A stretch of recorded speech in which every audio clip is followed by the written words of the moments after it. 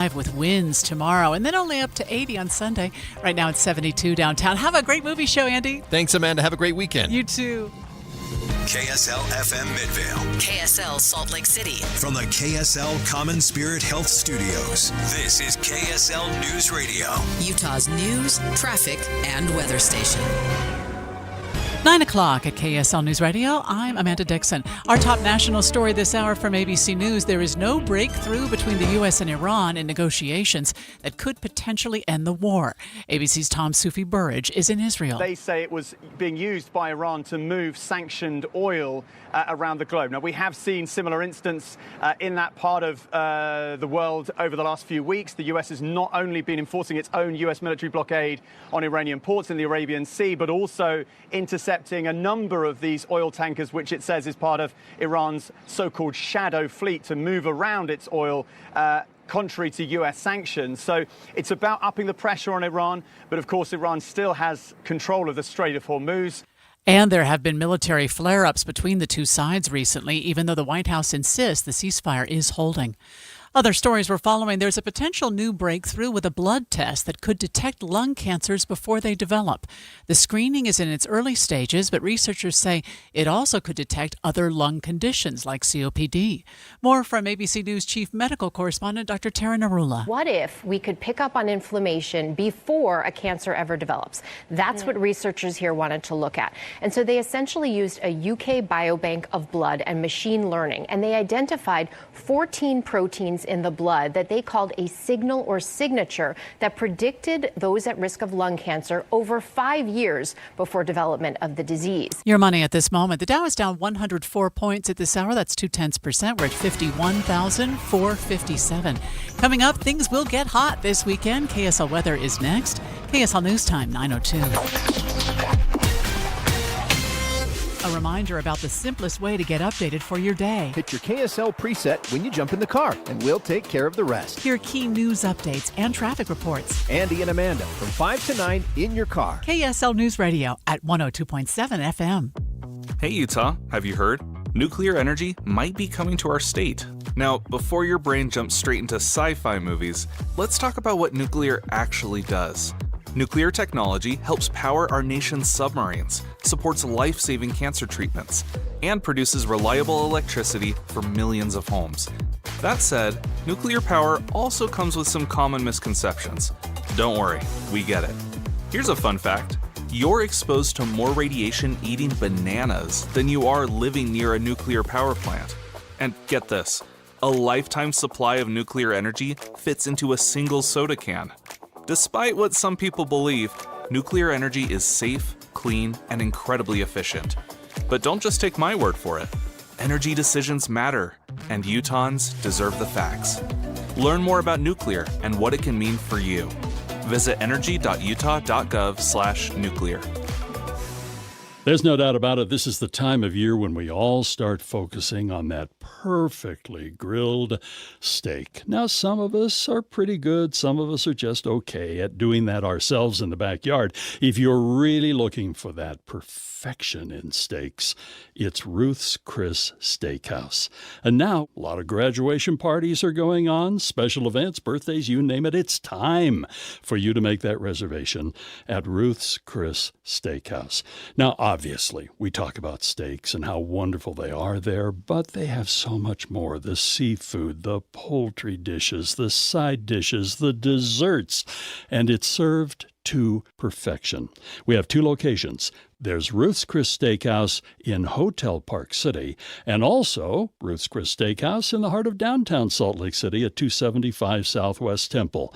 It's the perfect steak, and it's waiting for you now at Ruth's Chris Steakhouse. A family office is a team built to handle the 3 biggest financial responsibilities a family faces: wealth management, tax strategy, and estate planning. Most firms only manage your investments and refer the rest out, hoping everyone stays aligned. At Trajan, we built something different. Your wealth, tax planning, and estate planning are handled together inside one firm under one roof. There's no guessing whether your CPA, advisor, and estate attorney are truly in sync, because our team works together every day on your behalf.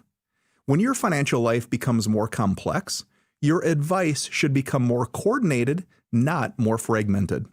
One plan, one trusted team. Call Trajan today, 855-TRAJAN-1. That's 855-TRAJAN-1. Trajan Wealth, an SEC registered investment advisor. Additional services through Trajan Estate and Trajan Tax. Additional disclosures and accreditation at TrajanWealth.com. We've got emergency traffic brought to you by UCCU. You deserve to love where you bank. And here's Cormac Bone. So this is on Highway 6 between Thistle and Tucker. You're going to run into just completely stopped traffic both directions. The crash itself is near the Sheep Creek area. It's just right near Sheep Creek Road, that is. And it's, again, just completely stopped traffic both directions on Highway 6 in Spanish Fork Canyon between Thistle and Tucker. But otherwise, your roadways have looked really good now. No delays on I-15 between Provo and Ogden. You might have a little trouble getting onto the freeway, though, in Weber County. This is at 21st Street. There is a crash, and it is on the east side of I-15. As you approach I-15, you might run into that. A couple lanes blocked up there. Just a little slow trying to get onto the freeway. But again, no delays on I-15 between Ogden and Provo. Upgrade your water with Culligan with top quality systems for homes and businesses. Softeners, filtration, bottle-free coolers, and bottled water delivery. Local experts, trusted solutions. Visit CulliganSLC.com. Cormac Bone in the KSL Traffic Center. Today, the high will be 91, 95 tomorrow before it drops down to 80 on Sunday with a 10% chance of rain on Sunday. Right now, it's sunny and 72 degrees. I'm Amanda Dixon from the KSL Common Spirit Health Studios. Listen online at KSLNewsRadio.com. We're Utah's news, traffic, and weather station. The all-new Inside Sources. Your inside access to the people and policies shaping Utah's future. Here are Greg Skordas and Holly Richardson on KSL News Radio. Well, it continues to go back and forth, and it's all in the public eye. We're talking about the negotiations over the size and impact of the incoming data center to Box Elder County, now through a series of seemingly pretty public letters.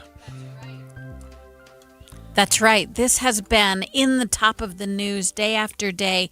And Greg, that has us wondering, what's going on really behind the scenes? This, I think the through line for a lot of us is what is going on. We don't have enough information really specifically to the Box Elder County. And I'm just going to say, I'm Mara Carabello. I'm filling in for Holly today. I was going to introduce you. Thank you. Terrific. Thanks for tuning in Inside Sources. I'm Greg Skordas, and I'm happy to be joined by Mara Carabello, who has joined me many times in the past on various shows. And I before I get to our guests, I do want to get your, maybe I can't ask you this in a minute or less, your initial take on where we are with all these data centers, and especially the one in Box Elder County. Yeah, I mean, I think what this has shown, and congratulations to those Utahns who spoke up, process matters and information matters. And when we don't have, I worry a little. I don't want us to start using words like I'm for or against a data center, largely just because I don't think that does justice to the conversation about the complexity and what it is. I think we should be for some and against others. So the headlines, we need to get a little deeper into it. But I love that this activated us into saying, listen, Utah's been a fly-by state. We've often been a state where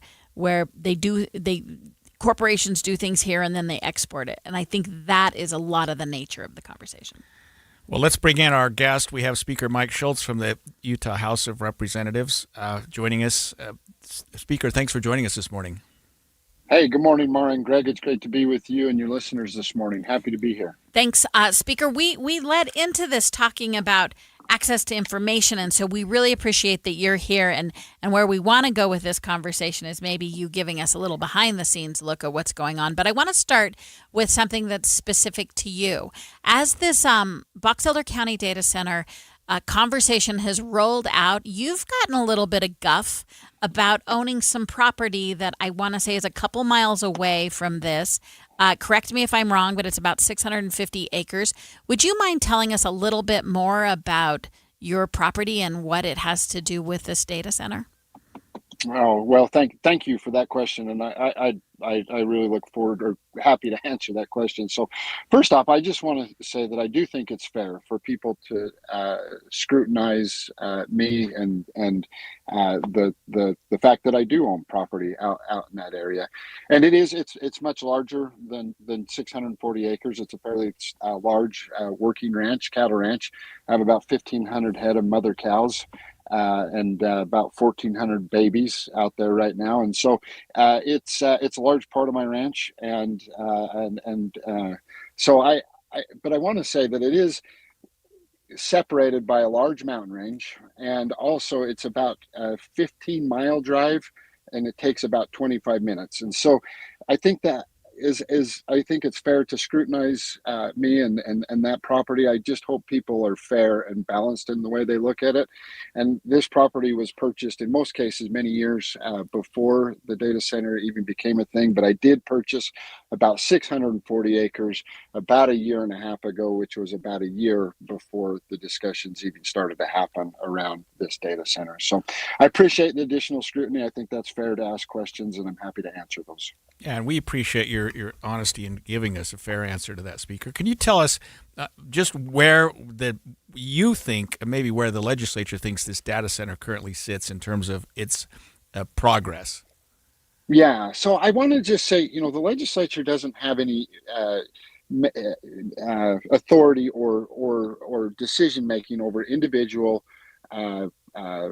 data centers and the locations and where they go. That is up to the local governments. And so the legislature has not been involved in this particular data center, nor should it be. This is a decision that should be made by the citizens of Box Elder County and their elected officials. And so, but I do think that the legislature has a broader picture of as setting the policy for the state to help the locals understand and help the locals and to make sure the citizens are protected. And we've passed several bills over the last couple of years to help with that.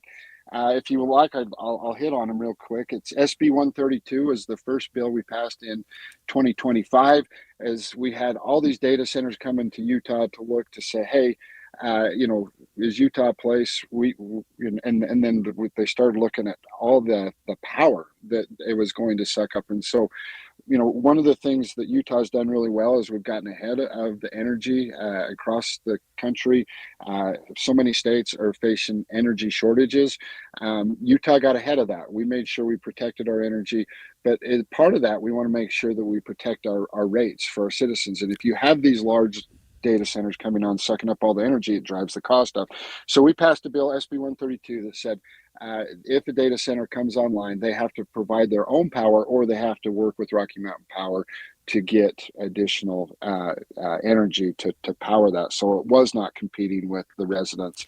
And then also we passed, go ahead, sorry. So Speaker, given the controversy around Box Elder County, I'm going to ask you to tell us what's coming up in terms of, is the legislature going to respond to this? Has this process opened up some potential gaps that we still haven't covered when it comes to either local jurisdictions or, in this instance, MIDA, which is a subsidiary, an organization formed by the legislature? Like, what big bucket categories do you think we need to tackle going forward, given the conversation we've had about Box Elder? You know what, Mara, that's a really, really good question. And absolutely it has. And I think that the number one thing that this has brought up is process matters, and getting accurate information out there to the public matters. And that's one of the things when this first came out, I said, we need to get the accurate information. Even before, when I very first found out about it, I started asking some of the same questions that the public is asking. And these are fair questions that they have not answered yet. And I've been really disappointed with O'Leary and his team that they choose to focus on other things instead of providing good, accurate information for people to make good decisions. And so that's what I have been continually focused on is, please, let's get accurate information out there. And so as we look to move forward, the legislature during interim last month came together and said, we're going to start looking at the impacts on these, and let's start putting together some of these studies so that people can have accurate information, so that good information can drive good decisions.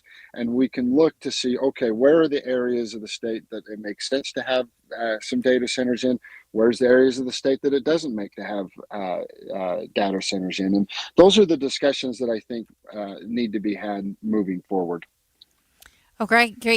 What I want to ask you before we let you go, you have like 10 seconds left. What areas on the Box Elder project are you most focused on and concerned about? Yeah, well, I think the two things: one, air quality, and the water impact. Is it going to affect the Great Salt Lake, and what is it going to do to the air quality? Those are the two biggest things I think that need to be answered before this project moves forward. Terrific. Speaker Mike Schultz, thanks for joining us this morning. Good, very helpful. Yeah. Thanks, so. guys. Have a good day. You too. Greg, let's keep talking about this. Iron County just approved a data center last night. There's still more to unpack on this issue of does Utah want or doesn't want data centers. Stay with us. A couple of people have been talking to me recently about my ads for Soda Diet and Nutrition, and I just wanted to say that, and some of them said, Greg, you didn't really seem to need to lose weight, and that's because I covered it up really, really well. But at any rate, I decided I needed to lose between 25 and 30 pounds. I thought that I could figure it out to do it on myself. I was a failure, so I contacted Soda Diet Nutrition and got on their plan. It doesn't require any injections. It doesn't require any pills. It's just based on food, and it's food you buy at the grocery store. You don't have to buy their product or anything like that. I started that program up. It's been about 2 months now, but I lost 26 pounds in the first 6 weeks. I got right to my target weight after 7 weeks, and now I'm on kind of a maintenance program, and it's worked out great. I have a coach, I have a nutritionist, and I have a diet that I work with, and I'm going to continue to work with that because I want to stay at this weight that I'm comfortable with right now for the rest of my life. It's a weight that I had when I was in my 30s and 40s, but a weight that I drifted away from pretty far when I was in my 60s. I hooked up with SOTA Diet Nutrition, SOTA Diet Nutrition. SOTA, say it with me, state of the art. This is Nate Orchard from Advanced Window Products. When you live in Utah, your windows do a lot more than let the light in. They protect your home from freezing winters, blazing summers, and everything in between. That's why Advanced Window Products builds every window for your local climate. No middleman, no out-of-state delays, just factory direct quality, custom made for your home. Imagine a quieter home, a warmer home, a cooler home. Our high-efficiency vinyl windows are engineered to lower your energy bills and boost your comfort all year round. And installation is done by our own certified in-house crews, never subcontractors. That's why Utah homeowners give us 5-star reviews. Right now, take advantage of our anniversary sale. For a limited time, get $2,500 off when you buy 10 or more windows. Call 801-850-9100. That's 801-850-9100. For 40 years, Advanced Window Products has been the name Utah trusts for custom replacement windows and sliding glass doors. Advanced Window Products, built here, installed here, trusted here. Call 801-850-9100 for that $2,500 off, or visit us at advancedwindows.com to schedule your free in-home estimate. There's one choice for Congress in Utah's 3rd District, Celeste Malloy. Celeste Malloy has President Trump's complete and total endorsement. She fought alongside President Trump to secure the border, grow the economy, protect the Second Amendment, and deliver results for Utah families. Thanks to Trump-endorsed Celeste Malloy, Utah families are seeing massive tax savings, safer communities, and a country that's getting back on track. President Trump and Utah can count on Celeste Malloy to deliver solutions. She will never let you down. On June 23rd, vote for Celeste Malloy, the Trump-endorsed candidate. She has President Trump's complete and total endorsement.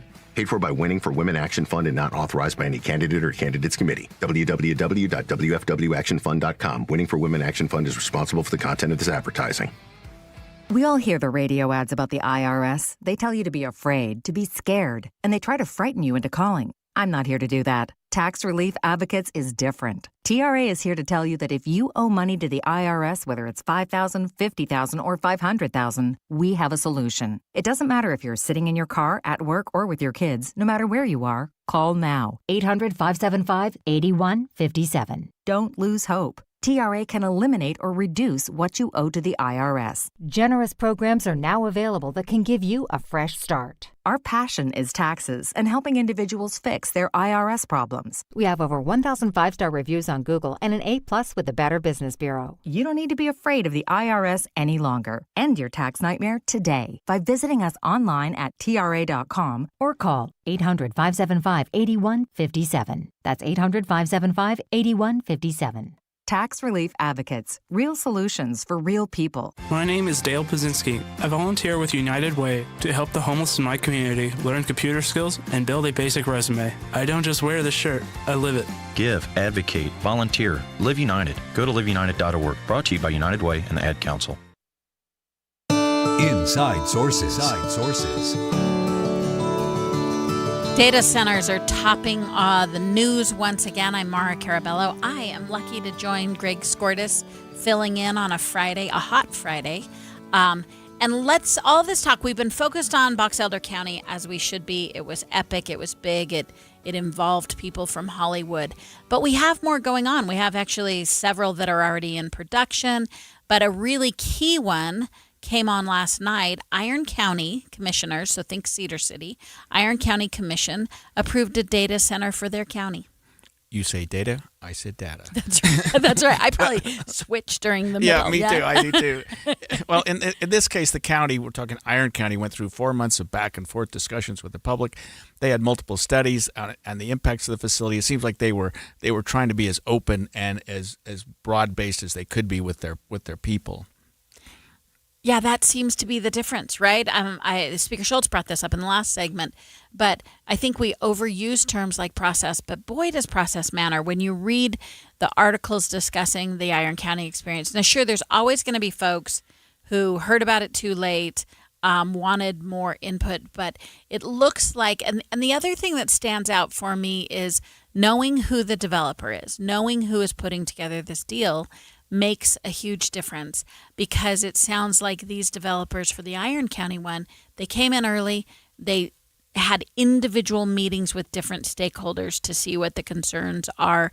They prepped the planning commission, and it seems like there's always gives and takes for sure. I don't think that's what we're getting rid of, but man, it helps to have the conversation and small edit these things before they're codified. You know, and I'm looking at the Iron County one, and it's a 640-acre plaza, a 640-acre plot, which seems huge, but it's nothing compared to Box Elder County, which started at 40,000 acres. I mean, our Senate president demanded that it be reduced by 75% to 10,000 acres. O'Leary, the developer, said, well, I'll cut it in half to 20,000. But Iron County's got one that's 640 acres, which seems like a big plot of land, but it's really nothing compared to what they're doing. And I don't understand. We've had this discussion. I know we're not going back to Box Elder too much here, but why they needed so much land, because obviously the footprint of the data center itself is nowhere near that. There's just a large number of buildings. But at any rate, Iron County's got 640 acres. They call it the Antelope Data Center, which they approved. And, I guess whatever you want to say about data centers, they're here to stay. They're something they're very important to have. And I didn't realize this until we started talking about them. There are already dozens in the area. Yeah, that's what's really interesting. Right. The other thing is I'm now deep diving on sort of what are the terms of art. Like for me, this is a Mara take, so for me, I've come to think of data centers specifically about the use of the energy, right? That they're going largely to AI. And when you talk about hyperscale and super centers, that means they need to generate so much energy because it's serving an AI need. And then I get a different screen on the big part about what's my water, what's my air quality, what's the environmental, what's the heat wave. When I look at the smaller footprints, I still have the exact same concerns. But a lot of times the smaller, even the data center, I think it makes a difference if it's data or energy that is serving your local community. What if it's what we're using in our local school districts or what it's using in our local commerce? I am a little suspect, again, of the propositions that say, hey, we're going to park this in Utah. We're going to generate a ton of energy sometimes / data, and then we're going to export that for someone else. Right. And whether you want to admit it or not, we're going to use water resources, which we are really in trouble with in this state right now. That's right. No matter how much you say. But then you talk about energy. How are we going to get the energy? I mean, even Iron County, that's a big facility. Do they have the infrastructure there to put it in place? Or are they going to build a small nuclear reactor? Are they going to bring natural gas into the area? You know what I mean? Or generate their own electricity down there? I mean, and you're right. And it's all for really the rest of the country, maybe the rest of the. It potentially could be, yeah, right? Right. It could be. The good news is, I mean, I think one of the things, again, I'm trying to dig a little deeper, and even when it comes to water, we have to ask ourselves the question of water, but there are systems that do a better job recycling the water. There are systems that don't require it to cool, and then what are the trade-offs? So, again, I think it really impacts the local areas. One interesting sentence in this article this morning from the Iron County article that I really liked, and this woman pointed out, they were talking about whether the public felt listened to or not. And this woman, I'm going to take her phrase in turn of art, but she pointed out that we must participate. Right? We can't just maybe even write a comment in. Like, show up for your Tuesday or Wednesday meetings. You can attend planning commissions. You can ask your local officials. Our local officials are so important to us. And I mean, if you're feeling out of control, I am a little feeling out of control with information technology, and now it feels inevitable to me, and it feels like it's taking over. Well, the way to get around feeling out of control is to show up any given Tuesday and participate in the conversation. And it's been fun to see what's happened with people showing up, big groups of people showing up, and really from the rural areas. Yeah. Because they have more concern. There was a poll recently that we talked about on the show, Mara, where rural participants were more opposed to the data centers than the urban ones, which you might not have expected. And maybe it's this whole not in my backyard attitude. But people show up.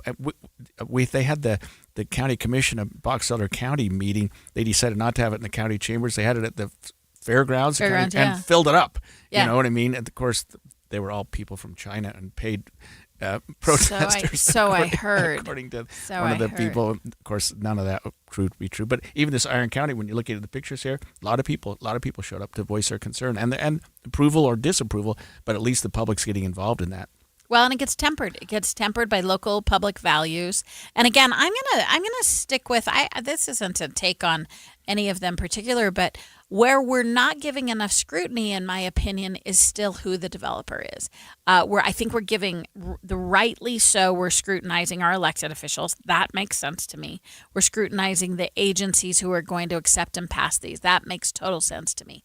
But I also think we should look at who we're doing business with and why they're doing business and who are their shareholders and how are they going to operate in our state and who are they going to be mapping to? Are they even local businesses? Yeah. Having local ties? Are they national businesses with come build and then take off and say thanks for the money? This is a little spicy and back to Box Elder County, but I've been astonished that Jason Chaffetz's name hasn't come up. He sourced the Kevin O'Leary project for us. He has taken full credit on social media for saying, hey, I love data centers and I'm the one that brought you this deal with Kevin O'Leary. And that seems to have been just brushed aside. We don't seem to care who made the deal and who brought this deal here. But he's in the background saying, hey, wait a minute. I'm the one who did it and I got paid to do it. And we're ignoring it. I brought this here. It was all my idea. Yeah, it's crazy. And I made it come about. And maybe he did. I don't know. He's very much in favor of it. And he's sort of shown his hand a little bit in future politics, indicating he's that been pretty open. He wants to be our next governor, perhaps, and taking some credit for this data center. Of course, I think that's a mixed bag for him because it's got mixed blessings on whether people like it or not. This particular project, for sure. It's interesting to me. So one of the things we still need to get to the bottom of is that nobody seemed to quite have all the details. Even now, these people who have what we think are inside the room where it happens. They're behind the scenes. They're at the pulse of things. And Greg, you talk to any of these and they're still saying, we don't actually have the answers to this. Right. Now, again, we have to remember nothing has been, there have been some preliminary approvals, but the approvals are to do some studies. It's not a done deal yet. But it is puzzling to me that no one seems to be able to put forth actual levels of specificity that have made me comfortable. And we haven't even talked about the one in Millard County. That's right. Over by Delta. They're actually breaking ground on that one. So that one's a step ahead of Iron County, which is a step ahead of Box Elder County in terms of its development, in terms of its progress. But we'll follow these all in the days and weeks to come. Next on Inside Sources, however, we're going to hear a major announcement all centered around making youth sports in Utah more affordable and more accessible. We'll bring you the press conference on that live after this. 9:30 at KSL News Radio. I'm Amanda Dixon. Our top story this hour, a new 640-acre data center west of Cedar City was approved by a planning commission last night. KSL News Radio's Cameron Elliott has the story. Iron County planning commissioners approved the permit for the Antelope Data Center last night. The data center would be worth an estimated $30 billion and occupy land about 15 miles northwest of Cedar City. The Antelope Data Center faces similar pushback to Kevin O'Leary's Stratos Data Center with concerns of water and energy usage, but the developer says they will also be employing a water-conscious closed-loop cooling system, though many residents are concerned they may still go over projected water use if left unsupervised. Cameron Elliott, KSL News Radio. Emergency room doctors are asking people to wear their helmets, life vests, and watch for heat stroke through these summer months. They're calling the time between Memorial and Labor Day trauma season, when many hospitals report a 15 to 27% increase in ER visits. Intermountain Health doctors tell KSL they have seen a major jump in visits from e-bike, bikes, and scooter accidents, and say riders should always wear a helmet and stay alert. A fire weather watch has been issued for this weekend ahead of a dry, cold front that's heading our way. Saturday, it looks like we're going to see kind of widespread wind gusts of up to 30 to 40 miles per hour, primarily across central and southern Utah, and then a little bit lower across the north, only around 25 to 35 miles per hour. Meteorologist Julie Cunningham with the National Weather Service says those winds are going to push temperatures to be about 10 to 15 degrees hotter than normal for this time of year. Your money at this moment, the Dow is down 165 points. We're at 51,393. Coming up, hot on Saturday, cooler on Sunday. KSL weather is next. KSL News Time, 9:32.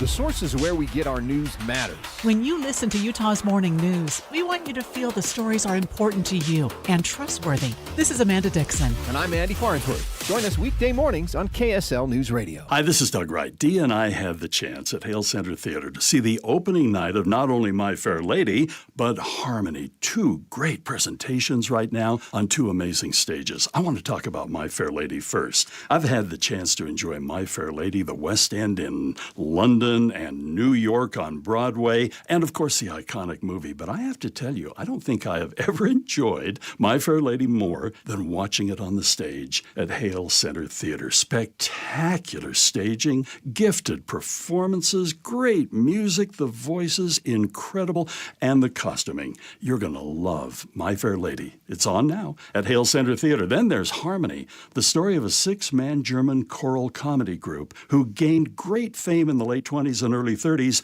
only to be undone by the Nazis. This is a powerful performance. Don't miss it. Get your tickets now. Harmony and My Fair Lady at Hale Center Theater, hct.org for your tickets.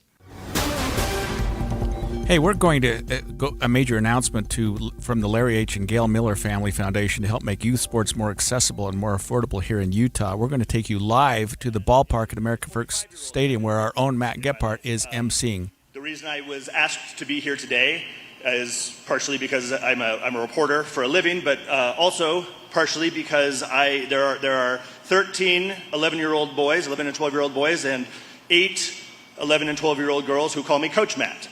And I just got to say, it's some of the most rewarding work I've ever done. I have a brother who is a professional athlete. He's a strength and conditioning coach in the college system. And a few years ago when I was, nobody was raising their hand to be a coach for some rec sports, I called him up and I said, do you have any advice? And we started talking and we kind of went on these tangents.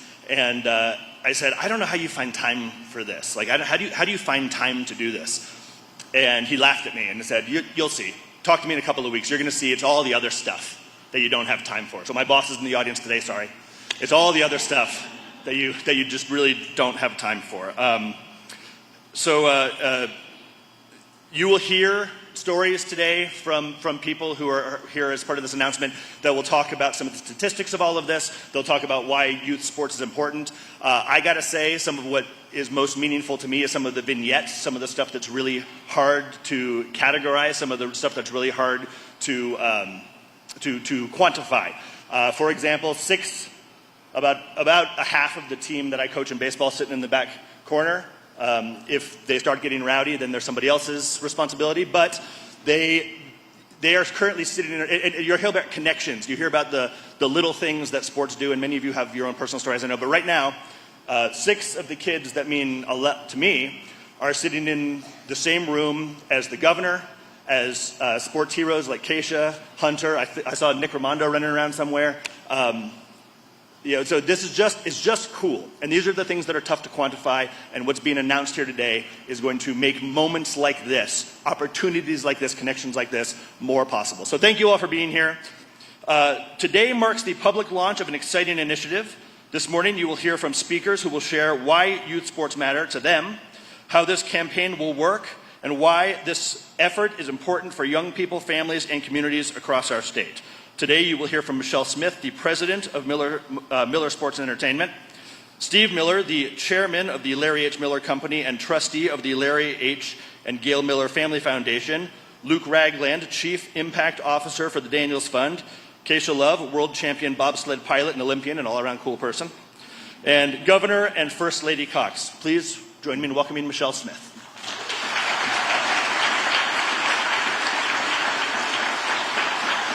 Hello. Thank you so much for joining us today. We are so excited and really humbled to see so many people here at at the ballpark at America First Square today. So thank you so much. As mentioned, today we are proud to announce the first ever Utah Youth Sports Giving Day, a new statewide effort led by Miller Sports and Entertainment, the Larry H. and Gail Miller Family Foundation, and the Daniel Fund, to expand access to youth across Utah. We are so excited to do this today, and it's fitting that we're doing it here at the ballpark because it's also MLB Play Ball weekend. Today we'll have 500 baseball kids out on that field learning to love and play the sport of baseball. And tomorrow we'll have over 300 softball kids out there doing the same thing. We know the power of sport. We know that helps them build character and resilience and confidence, and it also gives them a sense of belonging. Youth sports is more than building an athlete. So we also know that it also supports strong emotional and physical health and creates lasting connections that stay with kids for life. And that's something that we want to continue to lean into. So Utah Youth Sports Giving Day is designed to help more people across the state of Utah experience these benefits. From September 12th to September 26th, people across our state will be invited to support youth sports nonprofits that are working every day to remove barriers and create more opportunities for young people to play all sports. The campaign will make a real difference. We are aiming to raise $3 million in total to support our youth. Thank you, Bumble.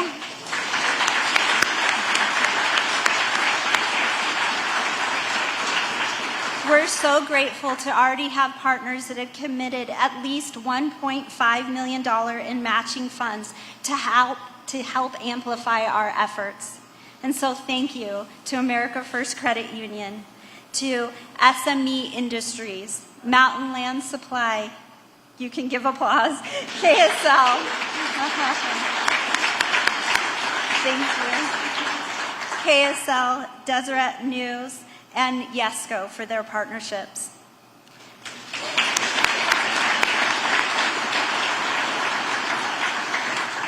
We also say a sincere thank you to the Governor and First Lady. We also thank our partners, nonprofit leaders, athletes' families, and certainly members in the media for being here today. Utah Youth Sports Giving Day is about one simple thing. It's about giving more young people across our state a chance to experience the lifelong benefits of sports. It's about access, it's about opportunity, and it's about making sure more young people across Utah can experience the joy, connection, and growth that come from being part of a team.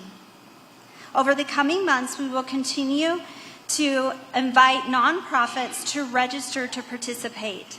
That is very, very important So those that you know that are running 501c3s that support youth in our state, please encourage them to learn more.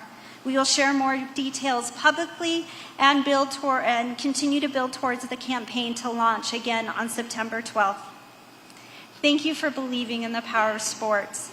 Thank you for wanting to strengthen our youth and our families and our communities across Utah. We are excited for what is ahead, and we're grateful to have you with us. I also want to express my sincerest gratitude to the leaders of Miller Sports and Entertainment, as well as the Larry H. Miller Company, the Larry H. and Gail Miller Family Foundation, and the Daniels Fund. This is important work, and these leaders have been incredibly dedicated to doing hard things over the last several months as we've built out this vision. They have incredible passion for our kids in this state and the power of sport. This effort would not be possible with all of you in this room. Thank you for all that you do and all that you give.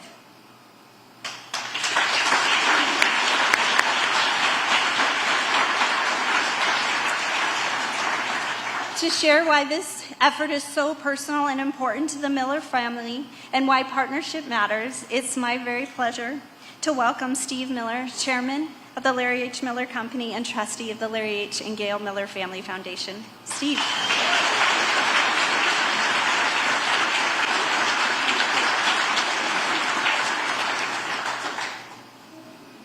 Thank you, Michelle. Growing up, sports was a big part of our family.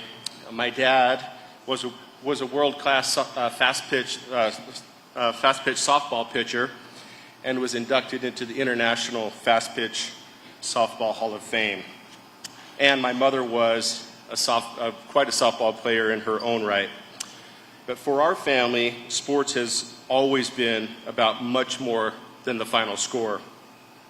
Many of life's most important lessons are best learned on the court or the field. It's this belief that has shaped so much of our family's work over the years, from junior jazz and junior bees to many of the other efforts focused on helping young people grow through sports. That's why this campaign means so much to us. Utah is home to many wonderful nonprofit organizations that are doing important work to keep young people active, engaged, and connected. Utah Youth Sports Giving Day is not only about raising funds, it's also about helping those organizations grow their capacity, strengthen their programs, and extend their reach so that they can serve even more youth and families over time. We also know that dollars go further when we work together. When families, businesses, nonprofits, foundations, and civic leaders rally around the same goal, there's an incredible multiplier effect. We are proud to stand with the Daniels Fund, Miller Sports and Entertainment, and the many other generous partners who are helping make this effort possible.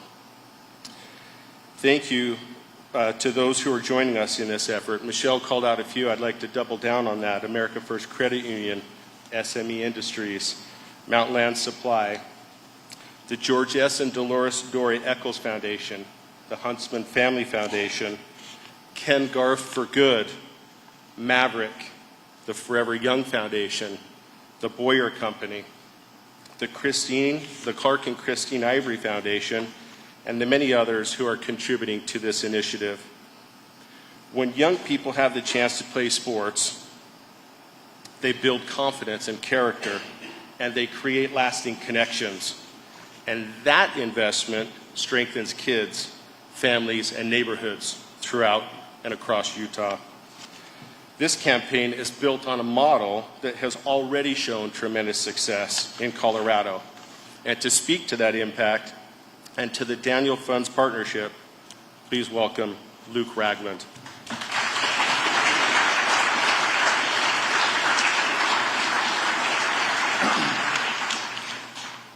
Thank you for being here. This is an exciting moment. Expanding Youth Sports Giving Day to Utah will create thousands of new opportunities for young people to experience the life-changing benefits of sports.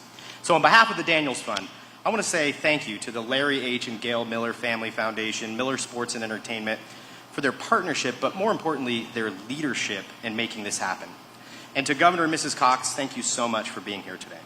In many ways, this effort reflects the legacy of our founder, Bill Daniels. Now, Bill was known for his pioneering business career, but he often credited sports, particularly his experience as a Golden Gloves boxer, as the turning point in his life. He believed that athletics taught him the discipline, the perseverance, the grit that became the foundation for his success. Now, those lessons were essential for a kid making his way in the Depression-era West a long time ago, but they're just as relevant for young people today. A few years ago, the Daniels Fund took a closer look at sports participation, youth sports participation in our region. And what we found was concerning in a lot of ways. Rising costs, transportation challenges, equipment expenses, limited access to programs, those were creating barriers, real barriers for families. Today, the average family spends more than $1,100 just on their child's primary sport. Too often, that puts participation out of reach. At the same time, we saw extraordinary nonprofit organizations working every day to connect young people to sports, but often without the resources to meet growing demand. So we asked a simple question. What if we could create a statewide moment of generosity that connects donors directly with organizations helping young people play sports? And that question led to Youth Sports Giving Day. In 2024, working alongside hundreds of nonprofit partners, we launched the first Colorado Youth Sports Giving Day. Since then, the initiative has raised over $9 million and engaged more than 240 youth sports organizations across that state. I want to share, though, just one story about a young athlete named Zenobia who was impacted by Youth Sports Giving Day. Now, Zenobia, she was blessed with incredible talent as a long jumper. But like so many young athletes, her biggest obstacle wasn't her ability, it was access. Her family couldn't afford the club programs that were necessary for somebody like Zenobia to develop her incredible talent. But thanks to Chance Sports, a Colorado Youth Sports Giving Day partner, Zenobia is thriving and working toward a dream of standing on the Olympic podium in a few years. And I'll tell you, keep an eye out in LA for Zenobia. Now, this is just one story, but it exemplifies why we're so excited to bring this effort to Utah. Working together, nonprofits, donors, community leaders, coaches, families, we can create opportunities that don't exist today. We can ensure that more young people have the chance to participate, grow, and thrive in sports. And so, on that note, it's my honor to bring somebody to the stage who knows a thing or two about sports. World champion bobsled pilot and Olympian, Keisha Love. Keisha.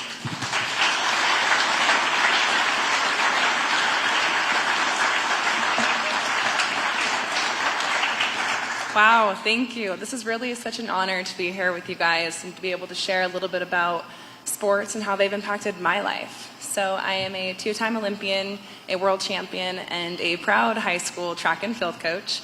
I have been involved in athletics, competing for nearly my entire life, from gymnastics to track and field to now bobsled.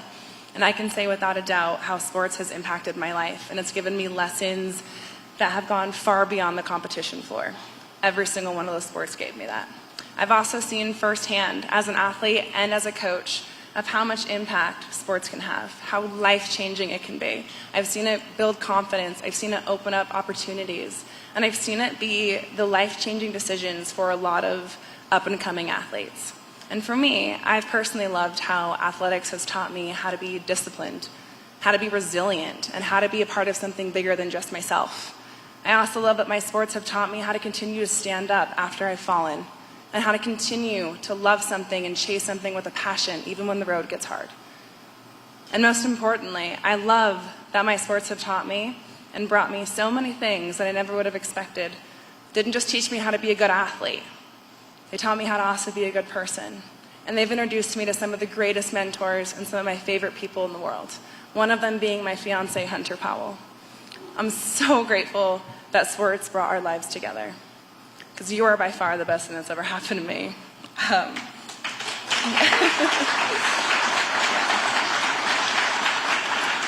I love that sports bring a common goal, a shared purpose, and just community and a sense of belonging that I have experienced like no other else throughout sports. I also love that sports has inspired me to dream so big. I remember when I was younger, I had this dream of becoming an Olympian. By the time I was in middle school, elementary, high school even, that dream of becoming an Olympian started becoming smaller. It felt a little bit further out of reach. And then my sports reminded me, and it gave me the permission to continue to chase and believe in something bigger than my circumstances, to have the fire, the passion, the discipline, to be able to continue to chase that dream. And I think that's something that our youth need to be reminded of, that it's okay to chase your dreams, to have these huge, amazing dreams, no matter what your circumstances are. I cannot say this enough, but sports are so powerful. If I'm not an example, everybody in this room is an example of how incredible sports are.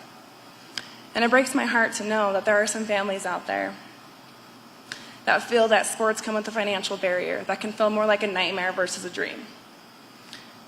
And I can't blame them, because sports have expenses like registration fees, team fees, travel expenses, coaching fees, uniforms. The expenses continue to add up, and that can feel really intimidating. And I don't ever want to know that there's an athlete or a family out there that cannot continue to chase their dreams because of financial burdens. And that's what makes me so excited about this campaign. When I heard about this campaign coming to Utah, I was so excited when I heard this opportunity, because this is what Utah is about. Utah is so supportive of sports. When I look around this room, I get so excited because I know most of you, and I know that you are the people that believe in Utah's youth, that believe in athletics, believe in me. You guys raised me to become not only the athlete, but the person that I am today. And the fact that we can continue to bring that to our youth makes me so emotional. Yeah, sorry, excuse me.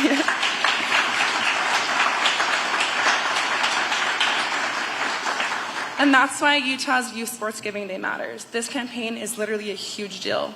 This campaign is going to create opportunities for our athletes to experience the real life-changing experience that sports can give them.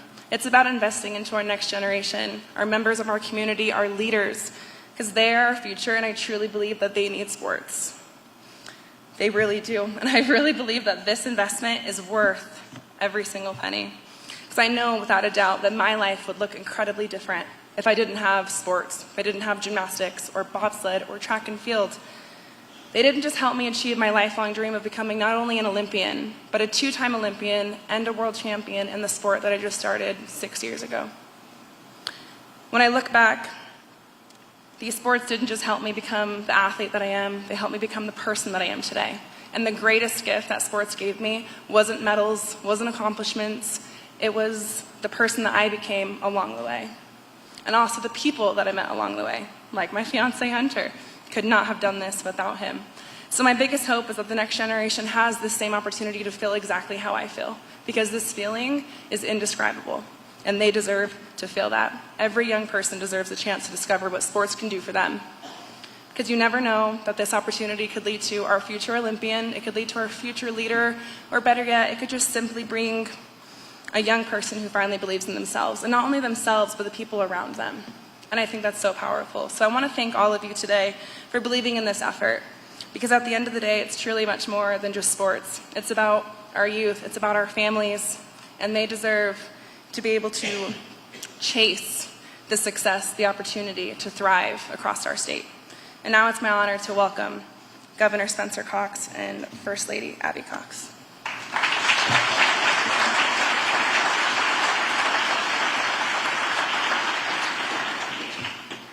What an honor to be here today and talk about something so incredibly important. As I was reflecting and seeing these, we drove up and saw just the littlest guy with his big backpack almost down to the ground and a big bat sticking out, and I was like, that's what it's all about. It took me back to when I was a kid in Mount Pleasant, Utah, tiny little town in central Utah, and I lived up on a farm kind of outside of town, and I would ride my bike at least 2 or 3 times a week down into town to play softball, to go to softball practice, to go to my softball games, and just the power of that opportunity for me to be able to participate in sports. I also did gymnastics and loved gymnastics, and also was, you know, our family didn't have money, and I actually had to stop doing gymnastics. Couldn't afford it anymore, and I started into junior jazz. So junior jazz is where I had an absolute love and passion for basketball. and learn these incredible lessons. And like Keisha, I had a dream. I had a dream to be in the WNBA. I did not achieve that dream, unlike hers. Here I am. But what I did learn is incredible leadership skills and all other kind of skills that these kids, this generation, needs more than ever. It's also led me to think about women in sports and Keisha's incredible example. What we see now is women who need to have these leadership skills, these belonging skills, these skills that the world needs from these young women. We just recently, proud North Sanpete Hawk, our Lady Hawks took state in volleyball. My niece was on the team, and we just had them at the Capitol. And I told them, I said, think of the lessons you learned. Yes, winning is so cool. It's so cool. But we asked them what matters the most, and they talked about friendships, they talked about connection, they talked about those girls being their people together, and those are the women that we're going to see in boardrooms. We're going to see those women out there serving and doing, and that's why this matters so much. And it doesn't matter just for the greatest athletes. It matters for every kiddo. And this has also led me to a passion for Special Olympics. I'm a former special education teacher. I have so much passion around Special Olympics and their mission, and this is such a huge part of what we're talking about, is every child, no matter their ability, needs to have the opportunity to be a part of these teams and a part of these experiences. What I've seen, and again, to the Larry H. Miller Foundation, to RSL, we've been hosting our unified soccer tournament for the last several years at the stadium, and it is so powerful to watch kids of all abilities playing on the same teams together, competing together. If you haven't watched or been a part of unified sports with Special Olympics, let me know. We can have you there. We can have you be a part of this. It is really the most powerful thing you'll ever see. It will restore your faith in humanity. It will restore the goodness in our communities. And it really is, I could go on and on. I won't. I will stop. But all kids need this more than ever, because what we're seeing now is there are kids that think they aren't good at sports, and a lot of them aren't. But it's the opportunities they need. They need the opportunity to put their screens down, to be outside, to connect with other humans. We're in trouble if we raise a generation of kids that don't know how to connect with each other and aren't outside and aren't part of this sporting experience. So we need to get back to a play-based childhood. And that's what this sports opportunity does. And if this is a competition between Utah and Colorado, my money's on us. Thank you.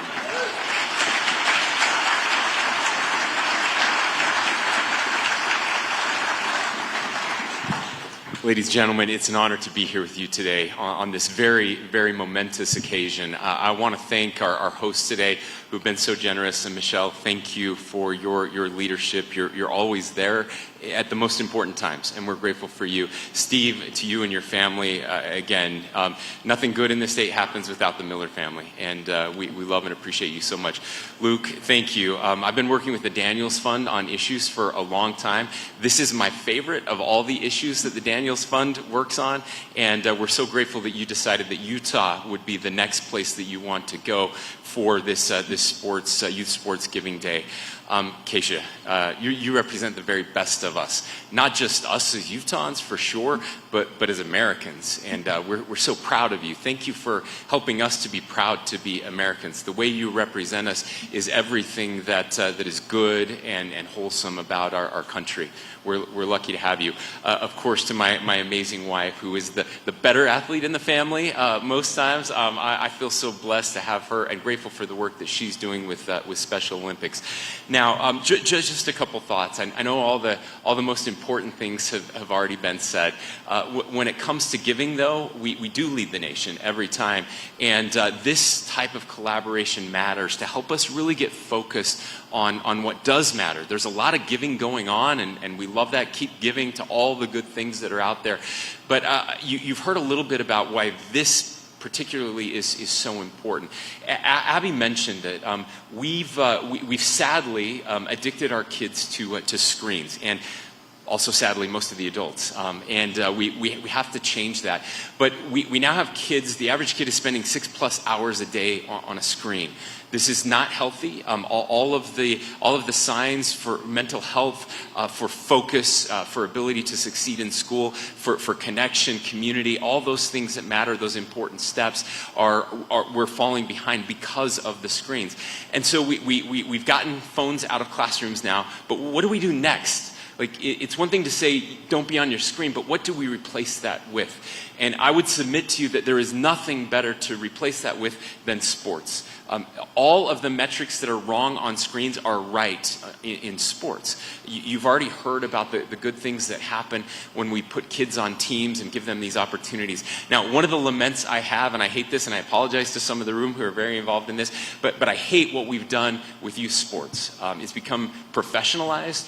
It's unbelievably expensive. Kids are having to specialize at much younger ages, which again we know is not good for kids. It's not healthy. Your kid should not be playing basketball every day of the year from age 5 until they're 20. That's not good for your kid. I'm just telling you, don't let them specialize. Play a little bit of everything. We've made it so you have to be on a travel team. You have to be in a club sport. You have to spend all of this money. And the truth is, the odds of your kid playing college ball is very, very, very, very, very small. It's probably not going to happen.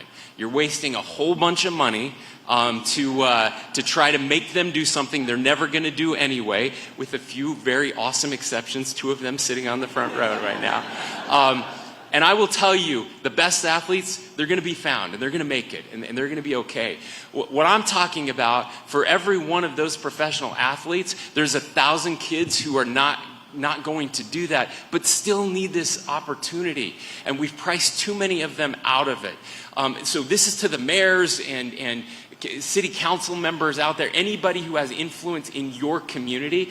We need to keep our low-stakes sports happening out there. Look, I'm the poster child for this. Junior Jazz saved my life. I'm so grateful to the Miller family, who gave me that opportunity. I love sports more than anything in this world. I knew I was going to play in the NBA someday. When I finally made it to high school, I didn't grow until much later, so I was the smallest kid trying out for the high school basketball team.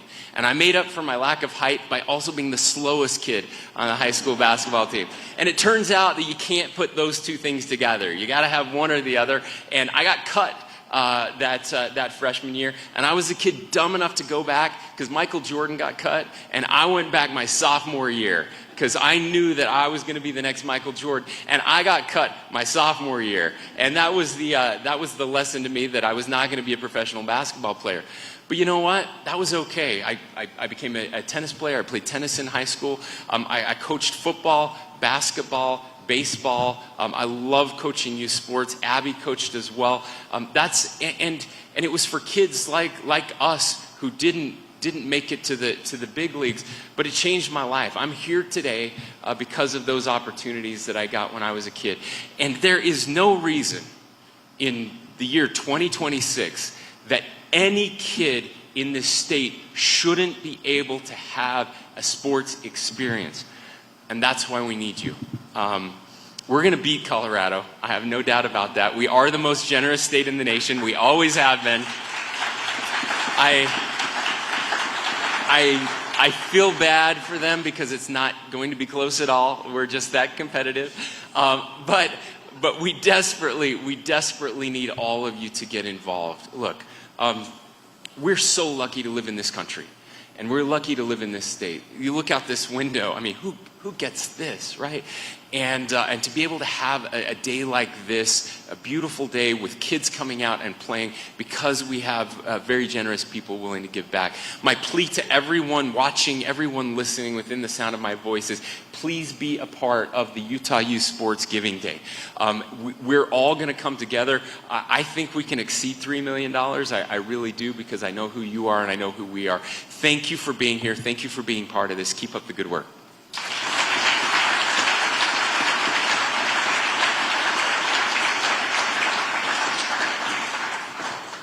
Never say never, Governor. You just haven't made the NBA yet. Thank you, everyone, so much again for joining us today for this announcement of the Utah Youth Sports Giving Day. You can learn more about it on the website utah.youthsportsgivingday.com. Now, what is one of my favorite traditions of youth sports, Bumble Leo Swiggy, if you can. If everyone who spoke today could step up here, please. We have participation trophies for you.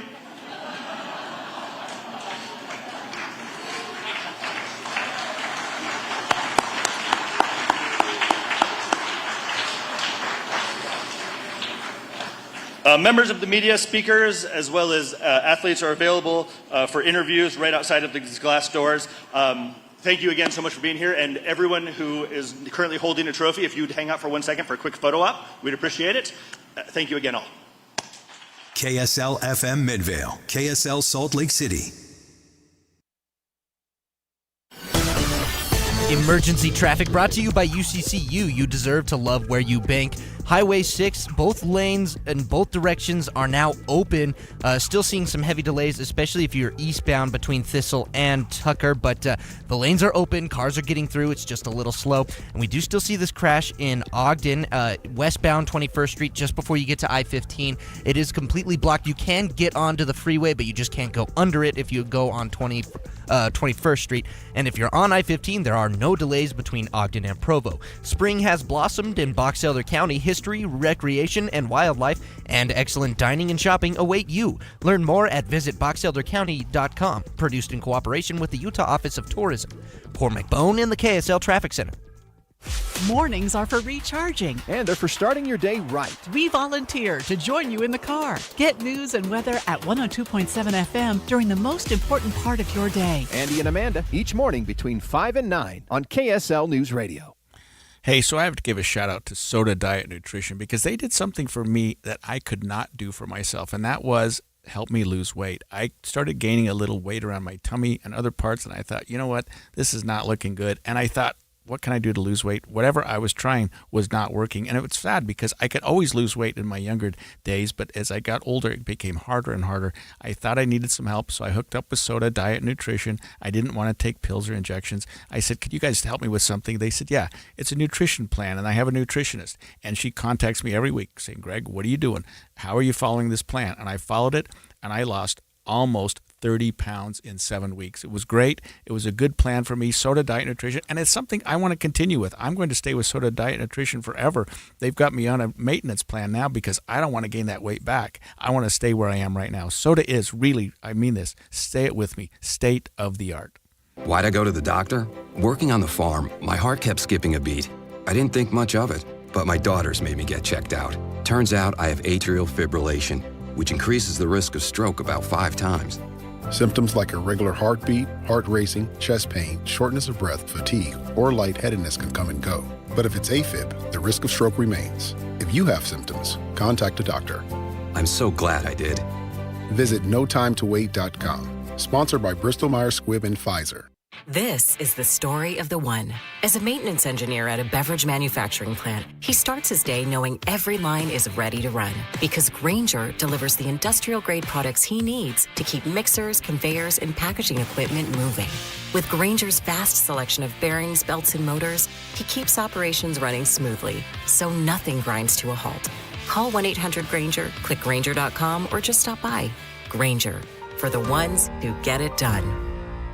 What if you had the most reliable fiber-powered Wi-Fi and the price didn't change for 5 years? Thanks to the Xfinity Summer Savings Event, you don't have to worry about that part of your future. Now through June 15th, get gig Wi-Fi for just $50 a month for 5 years with equipment and unlimited data included, no strings, no commitments. And get online in minutes with same-day Wi-Fi. You're guaranteed 5 years of Wi-Fi that finds and fixes problems before you even notice them, like super intelligent Wi-Fi that keeps you protected from online threats. Plus, you can even try Xfinity Mobile free for a year. Lock in your price and unlock the possibilities during the Xfinity Summer Savings Event. Get it now at Xfinity.com. Xfinity. Imagine that. Restrictions apply. Requires paperless billing and auto pay with stored bank account taxes and fees extra after 12 months. Regular rates apply to mobile. Select Xfinity. Internet required speeds vary. Use of fiber coaxial cable. $50 a month for 5 years. No commitments. Go to Xfinity.com. The all-new Inside Sources. Inside Sources. Your inside access to the people and policies shaping Utah's future. Here are Greg Skordas and Holly Richardson on KSL News Radio. A major investment in youth sports has just been announced this last hour. The Larry H. and Gail Miller Family Foundation, partnering with Miller Sports and Entertainment Group, plus the Daniels Fund, is joining together to expand access to sports specifically for Utah youths. We heard from several high-profile individuals in the last hour. So now let's speak one-on-one to one of those individuals who have been intimately connected with getting this whole thing off the ground. We're joined now by Dawn Sterling, who is the executive director of the Larry H. and Gail Miller Family Foundation. And Dawn, one of my favorite quotes was from Luke Ragland from the Daniels Group, and he said, "We're asking for a moment of generosity." So, Dawn, tell us how you came about this and what you're asking Utah to do supporting the Larry H. and Gail Miller Family Foundation's lead here. Sure. First of all, thank you for having us. It's an exciting day. It's a beautiful day at the ballpark, and it's a beautiful day to launch this program. Our foundation had begun to work with the Daniels Fund, who are based in Colorado, but Utah is very much a focus state for them as well. And we began to have conversations about, boy, it'd be great to work together on something. And ultimately, they came to our foundation based on a program that they had started in Colorado, which was the Youth Sports Giving Day. And we knew right away this was a program we wanted to get involved with and to partner with. And the basic thesis is this: we all know that youth sports is so important, as we heard today from Keisha Love, that it's just not about learning your craft or learning your sport, but it's learning how to be on a team, learning how to be a competitor, learning resilience, learning to be a good person. And we know how important sports are in our state, but it's become a challenge over time. I have children and now grandchildren who love sports. And from an economic standpoint, it's becoming challenging with all the expenses related to that. So how can you solve this? Well, you take generous donors and funding partners that we have who are putting up funds that become a match pool for 501c3 nonprofits in the youth sports area. And those organizations will have the opportunity, if they raise $10,000, that $10,000 becomes $20,000. If they raise $50,000, that becomes $100,000, and provides the fuel now and in the future to provide more access to more kids in our state to participate in this great thing we call sports. Don, how do you see this money being spent, or is it going to be sort of individualized by each of the groups and agencies that are trying to raise the funds? It's a good question. We really do not put lengthy parameters on it, other than needs to be a 501c3. They need to be in the youth sports area. But if they have a particular need for uniforms, it can go towards that. If they have a need for transportation, it can go towards that. If they have a need for additional coaching and mentoring and equipment, it can go towards that. We will leave that. At our foundation, we believe in something called trust-based philanthropy. We trust that those organizations will use that money wisely and judiciously, but with the idea of helping more kids with the opportunity to play. And talk to us about the competition with Colorado. Well, our good governor, he can't leave well enough alone. He actually, he's good friends with their governor and has been. If there is a competition, it's in the good spirit of that competition. I guess if we are in the sports business, we need to have some sorts of competition. But they have done remarkable work in Colorado. They've done this for 2 years. But I will tell you, the Daniels Fund and the organization there, they have been blown away by the response from the funding partners. And if they weren't blown away by that, by the response today in the focus and interest on this. So it'll be good fun. So, Don, for those of us who have been energized by the press conference and your remarks, in the last few minutes or seconds, let's get into maybe the details. We have from September 12th to 26th. Is that right? If we wanted to join your efforts, give us how to do it, where to look for these things, how can we get on board? Yeah, we right now are beginning to spread through the nonprofit world in the youth sports area information about Utah Youth Sports Giving Day. Those C3s will need to register with us starting now on our website. And as their job then becomes, okay, we're now registered, we're now online, so to speak. Their job will be to go to their supporters and their boosters and begin to crowdsource funds between now and September. Okay. And when it launches in September, that is when the funds from the Utah Youth Sports Giving Day funders will become available.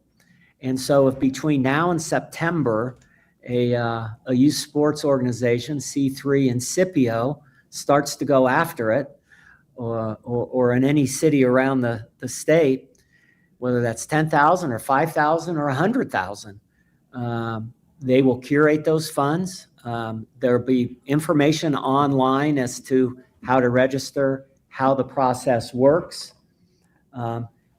Right as of now, people can begin to register at UtahYouthSportsGivingDay.com. Again, UtahYouthSportsGivingDay.com. And learn about the process, how to engage in the process, and literally have the rest of the summer to prepare for a great week of fundraising in September. That's terrific. This is exciting news. Don Sterling, Executive Director of the Larry H. and Gail Miller Family Foundation, leading the way. Thanks for your generosity. I'm going to give it a third shout out with UtahYouthGivingSportsDay.com is where to connect. Thanks for joining us today. Yes, thank you for having us, and we appreciate your support. Absolutely. So we're going to head back to politics when we come back, including an interview with a former Supreme Court justice. Stay tuned.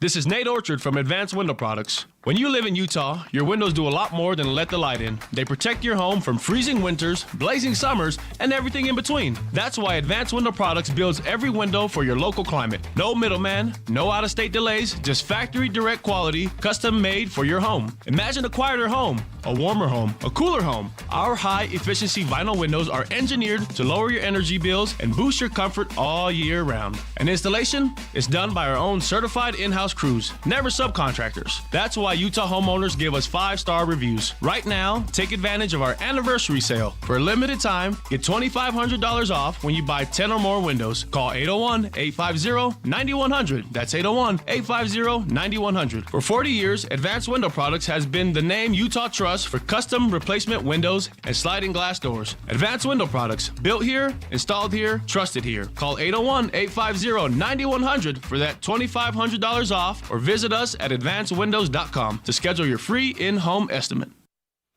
The Movie Show is broadcasting live from My Hearing Centers today, and we are at their location in Sandy with Matt Deering right now to make sure that you who are listening to KSL, and especially those of you who stick around for the Movie Show, are going to have a chance to get an incredible offer from My Hearing Centers as we start summer vacation, Matt. And maybe this is time that the grandkids come over, or I'm over 50 now, and so there could be my own kids and things, and I don't want to be missing out on having them over. I would like to have the full experience of getting all the family around together.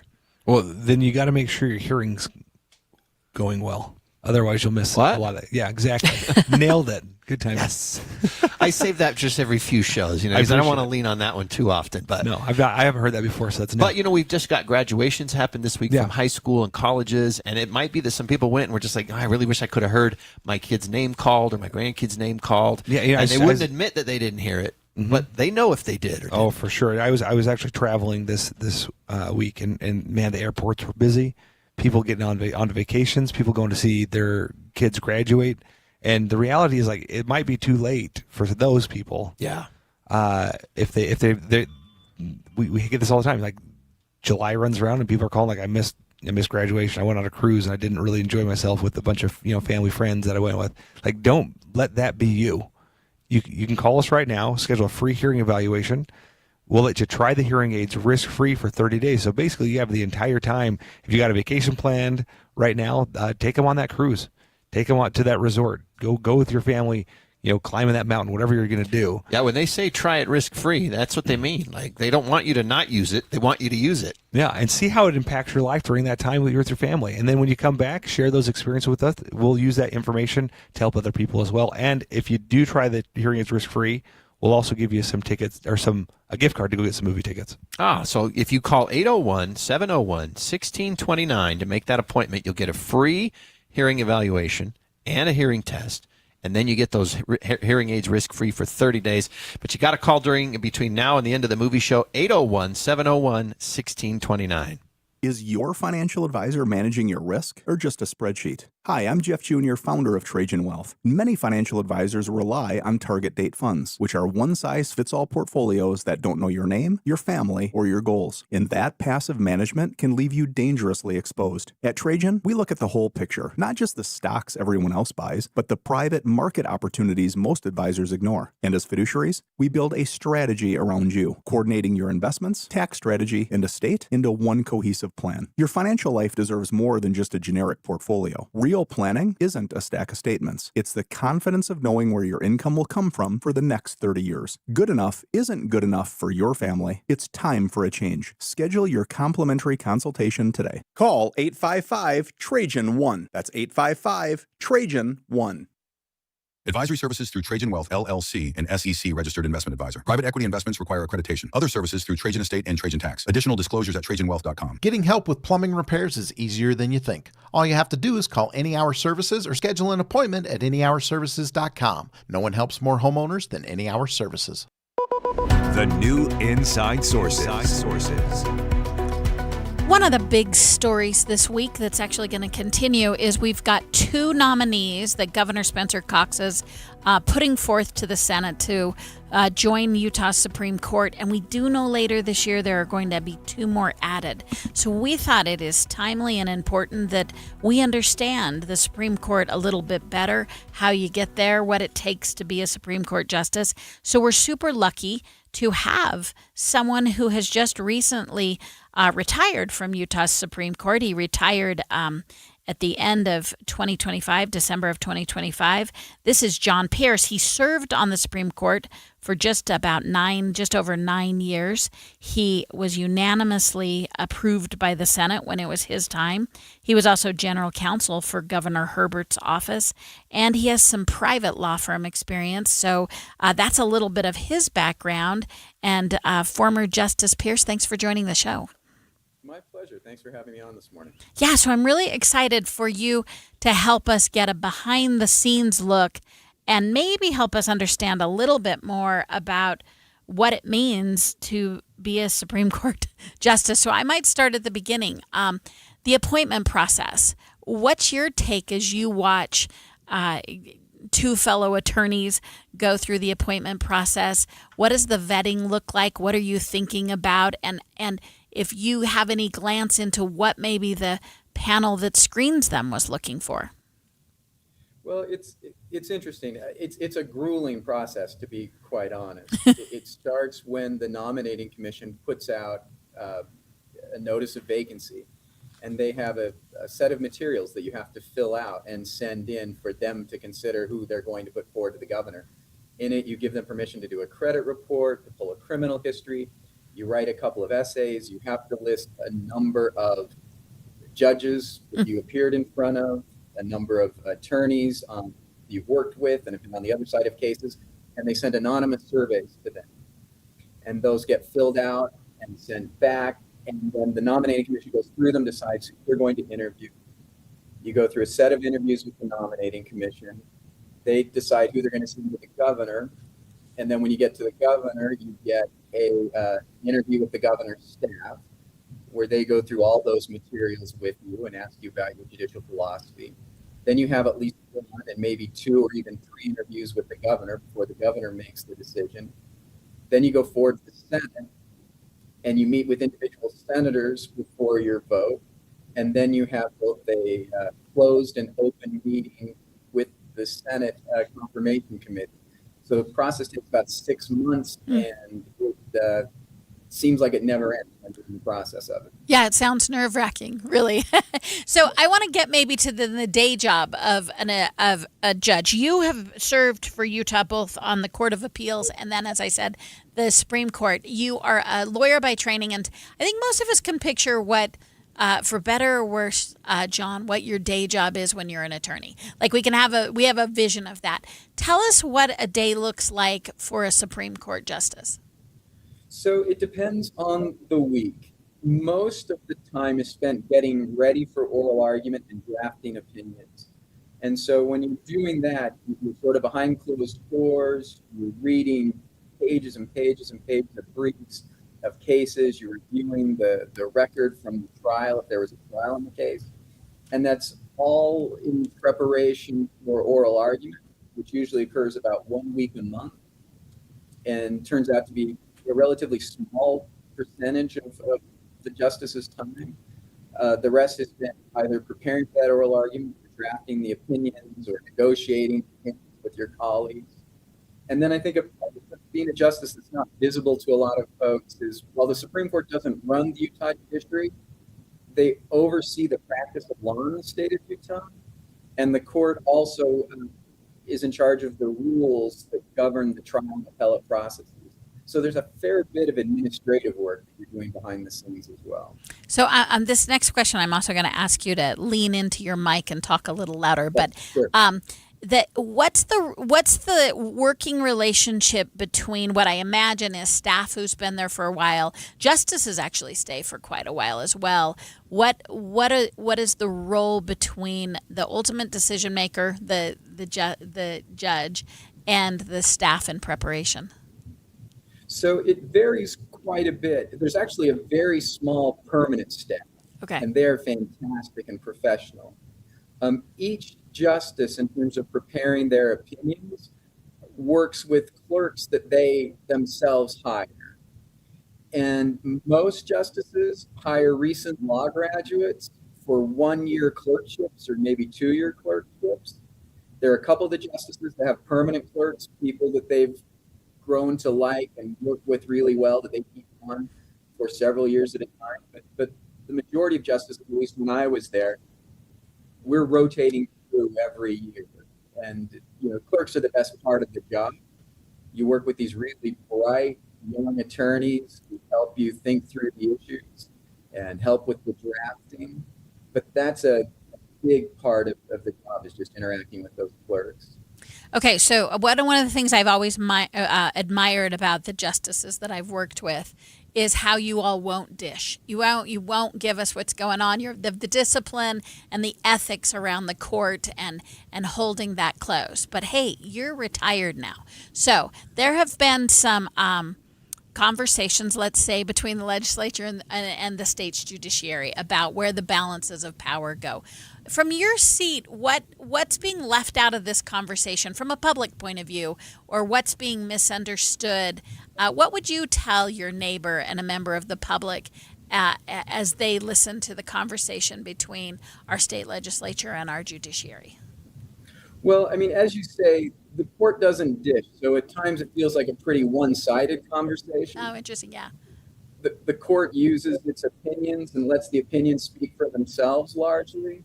And so the court really isn't out there able to engage in that conversation. But what I've told people is the framing that sometimes takes place of the court versus the legislature versus the court is not accurate, and it's not helpful, right? So I think the way people need to see when they talk about changes being made to the judiciary, that's not, it might be aimed at the justices or aimed at the personnel, but that's not what it ultimately affects. It ultimately affects the people of Utah and the judiciary that they get. And I think the people of Utah want an impartial judiciary. They want a judiciary that they believe is free of bias and free of pressure.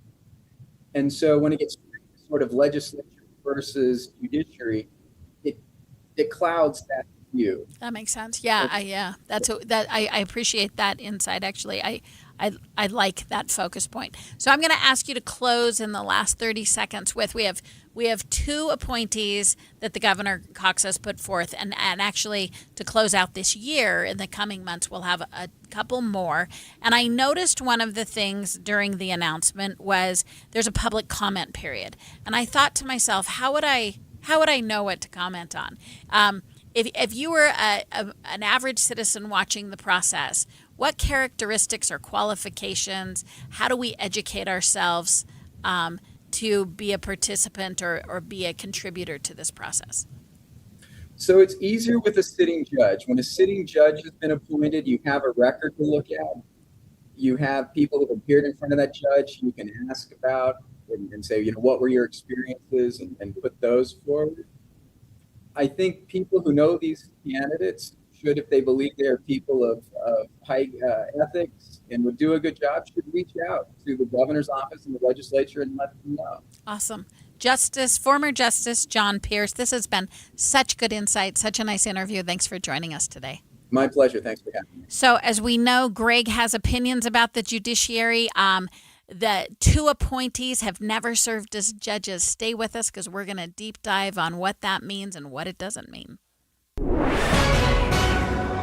10:30 at KSL News Radio. I'm Amanda Dixon. Our top story this hour, Brigham City's emergency vehicles are now going to be able to respond to calls in a faster and safer way.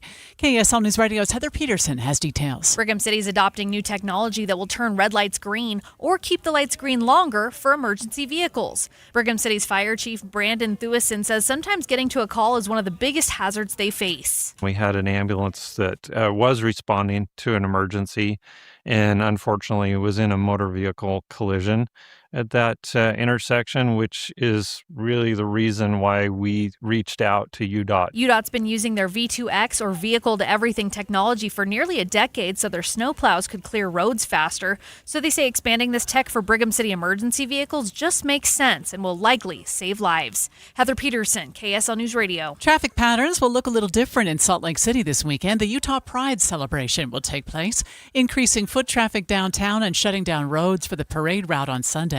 That shutdown will be on 100 South from West Temple to 4th East, and then from 4th East to about 400 South. Our top national story this hour, Ukraine may be turning the tide in the war against Russia. Ukrainian forces have been striking inside Russian territory more frequently, most recently in St. Petersburg, when drones hit military and oil facilities. ABC News contributor and former Defense Department official Mick Mulroy explains. Ukraine is seeing a shift here. We're seeing Ukraine hold Russian spring offensive essentially stagnant. And in some cases, Ukraine's even taking back territory. Ukraine keeps advancing its ability to strike long range inside Russia and inside Crimea, hitting very significant logistics targets. And we saw the House of Representatives pass a bill that's going to provide billions in loans and $1 billion in support. Inside Ukraine, Mulroy says Russia is basically targeting the civilian population. Your money at this moment, the Dow is down 437 points to 51,124. The NASDAQ having a rough day, down 754. That's almost 3% to 26,073.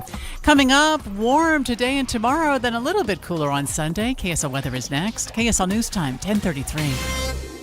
A reminder about the simplest way to get updated for your day. Hit your KSL preset when you jump in the car, and we'll take care of the rest. Hear key news updates and traffic reports. Andy and Amanda from 5 to 9 in your car. KSL News Radio at 102.7 FM.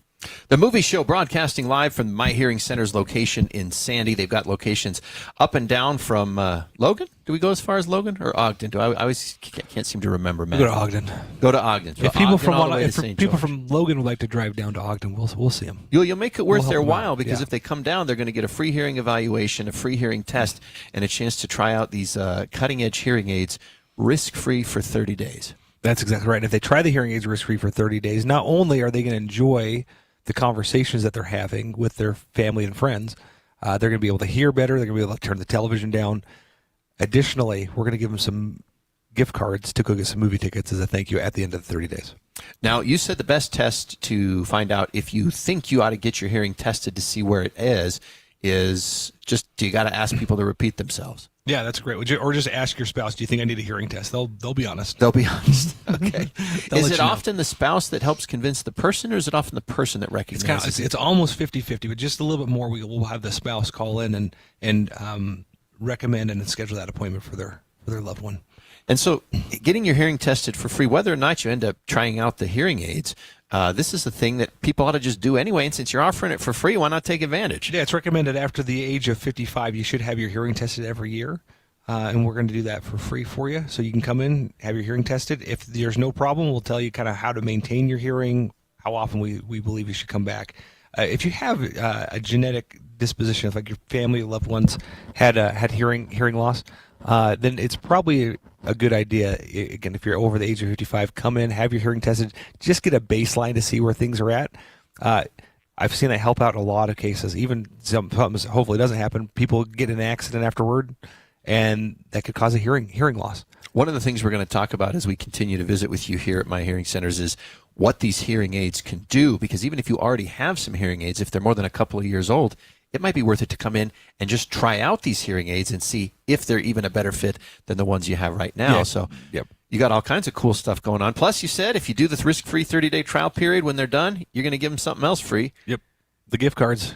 For movies. For movies, so come in. 801-701-1629 is the number to make the appointment. 801-701-1629. But you got to call before the end of the movie show. Support comes from Amazon Business. Free your team from time-consuming procurement tasks. Discover smart business buying, where unmatched selection meets AI-driven tools to simplify complex processes, so you can focus on what matters most. Learn more at AmazonBusiness.com. Power your drive with Mobil 1 Motor Oil. Buy 5 quarts, get $15 back, and score a fast and furious prize after rebate at O'Reilly Auto Parts. O'Reilly Auto Parts. Here's the tale of the daily Medfield. Same old pharmacy, same old bill, but those prices kept rising higher still. Till the savings Wrangler rode in, cool as can be. Tap Good RX, saving massively. No plan? Don't matter none. Up to 80% off.